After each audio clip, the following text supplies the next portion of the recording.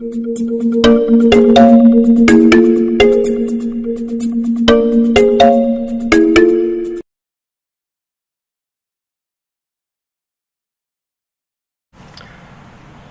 Morning students.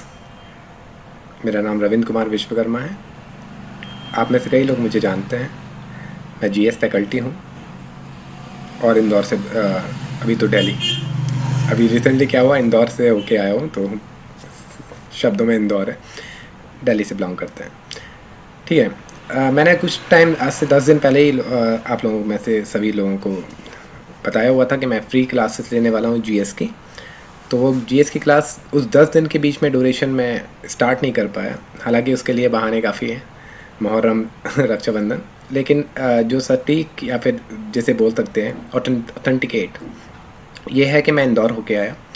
Indore में मैंने 10 दिन काटे, इसलिए क्योंकि मुझे एमपीपीएससी के इस बार के जो पैटर्न चेंज हुआ है उसके ऊपर थोड़ा सा बेसिक रिसर्च करनी थी। क्योंकि आज की डेट में जितने भी टीचर्स ने इंदौर में या फिर इंदौर की अकेडमीज़ में पढ़ाया हुआ है, पुराने सिलेबस से अगर हम पढ़ते हैं या फिर पुराने पैटर्न से, स्ट्रैटजी से पढ़ते हैं, तो ये मानिए कि सिलेक्शन काफ़ी दूर हो जाएगा। क्योंकि अब एमपीपीएससी एक नया स्टेप ले चुका है एग्ज़ाम पॉइंट ऑफ व्यू से।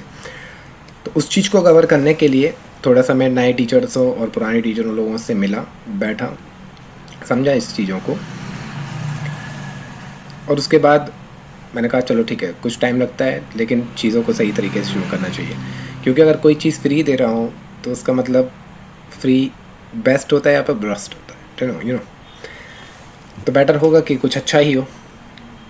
क्योंकि हर एक इंस्टीट्यूट, आप किसी भी इंस्टीट्यूट में चेक कीजिए, कोई भी यूट्यूब का चैनल देखिए, कहीं पे भी जाइए, कोई भी इंसान फ्री में पूरा सिलेबस नहीं पढ़ा सकता, ना ही वो देना चाहेगा। क्योंकि आप ही खुद ही सोचिए ना, वो क्यों देगा?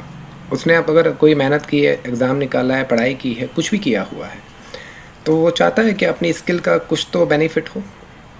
और ये हमारे इंडिया की सबसे बेकार चीज़ है।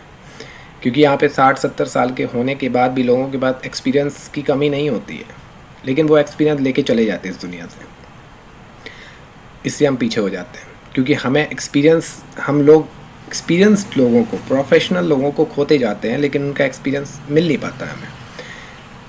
अब चाहे इसको सेल्फिशनेस बोलो, जो कि परफेक्ट शब्द है, क्योंकि हम नहीं चाहते कि हमारा कोई चीज़ कोई फ्री में लेके चला जाए। हमें थोड़ा सा प्रॉब्लम होती है अंदर से ही। आप खुद ही अपने अंदर से अगर सोचेंगे तो लगेगा कि मैं क्यों अपनी कोई चीज़ फ्री में दे दूँ। सही, पर अगर आप जा रहे हैं, इस दुनिया से जा रहे हैं, तो मेरे हिसाब से देते जाना चाहिए। हालांकि मैं नहीं जा रहा हूँ, पर मेरा मतलब कि बिजनेस के कई अदर सोर्सेस हैं, तो मेरे पास ये स्किल है जिसको मैं अगर यूज़ नहीं कर पा रहा हूँ, तो मैंने सोचा कि चलो ठीक है, इसको मैं फ्री ऑफ कॉस्ट यूट्यूब पे एज अ वीडियोस पब्लिश करूँगा, ताकि आप सभी लोगों के पास ये चीज़ पहुँचे। और आप लोग अगर इसका फ़ायदा उठा सकते हैं तो वेल एंड गुड, वरना मेरे जैसे कई यूट्यूबर्स हैं, हालांकि मैं यूट्यूबर नहीं हूँ, तो काम में आता है तो अच्छी बात है। इसके सारे वीडियोस आज से शुरू हो जाएंगे और मैं कंटिन्यूसली मतलब कि बेसिक से शुरू करूँगा। अगर कोई बच्चा इसमें 6 क्लास का है, 7 क्लास का है, 8 क्लास का है, 9 क्लास का है, तो इवन 6 to जब तक आपका सिलेक्शन नहीं होता वहाँ तक का जो स्टडी है वो मैं यहाँ से 1 to 1 चैप्टर वाइज चैप्टर एक एक करके free of cost video upload करूँगा। उसको आप लोग देखिए और इन्जॉय कीजिए। आप केंद्रीय विद्यालय से हैं तो आपके लिए सबसे अच्छा है, क्योंकि मैं एनसीईआरटी से ही स्टार्ट करूँगा। बेसिक से लेके एडवांस कोर्स तक पूरी classes chapter wise free of cost आप सभी के लिए। बस आप लोगों से ये रिक्वेस्ट रहेगी कि आप लोग अपने चीज़ों में भी ऐसे ही कुछ करें। अगर आपके पास कोई एक्सपीरियंस है, कोई चीज़ें हैं, तो आप लोग भी लोगों को फ्री ऑफ कॉस्ट दें, क्योंकि वो आपके पास रखी ख़राब हो रही है। अगर आप किसी और को नहीं दोगे, किसी और को देने से क्या होता है, एक तो हमारा रिवाइज़ हो जाता है, दूसरी चीज़ होती है कि हमारे जो चीज़ रखी है वो एक डिजिटल हो जाती है। तो हमें फिर उसको, जैसे मेरे पास किताबों का भंडार है, बहुत सारी किताबें हैं मेरे पास जिन्हें मैंने पढ़ा हुआ है, लेकिन अब वो उन किताबों को मैं दिमाग में स्टोर करके कितना भी रखूँगा। मैं रावण नहीं हूँ ना, 10 सिर वाला, एक ही दिमाग है। तो उसमें क्या कर सकते हैं हम कि उन चीज़ों को अगर मैं डिजिटल कर लेता हूँ तो मुझे तो बेनिफिट है ही, साथ में आपका ये बेनिफिट है कि आपको वो चीज़ें मिल रही। आपको कोई बुक खरीदने की ज़रूरत नहीं है, कोई नोट्स बनाने की ज़रूरत नहीं है। सिर्फ अगर आप इस वीडियो को वर्ड टू वर्ड सुनेंगे तो काफ़ी अच्छा होगा। अपने फ्रेंड लोगों के साथ चाहें तो शेयर कर सकते हैं। अगर नहीं बताना चाहते हैं कि नहीं मैं कहाँ से पढ़ रहा हूँ तो अच्छी बात है, इसमें आपका तो भला है ही, क्योंकि आपके लिए तो अच्छा है ही। लेकिन आप अगर अपने दोस्तों को भी शेयर करेंगे या फिर नहीं भी करेंगे तो आपके लिए अच्छा है, क्योंकि यहाँ पे भी हमें सेल्फिशनेस नहीं दिखानी चाहिए।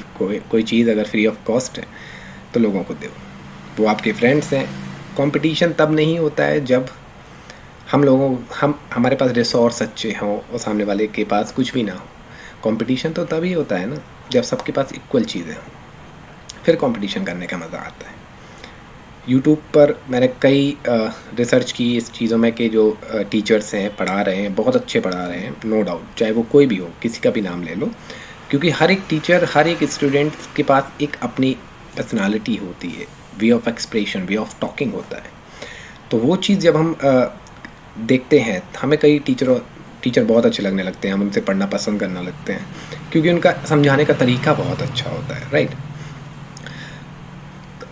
तो हर एक टीचर बहुत अच्छा होता है, कोई बुरा नहीं होता। लेकिन मुझे सिर्फ एक चीज़ की प्रॉब्लम इस चीज़ में आई कि कोई भी टीचर पूरा सिलेबस नहीं दे रहा है।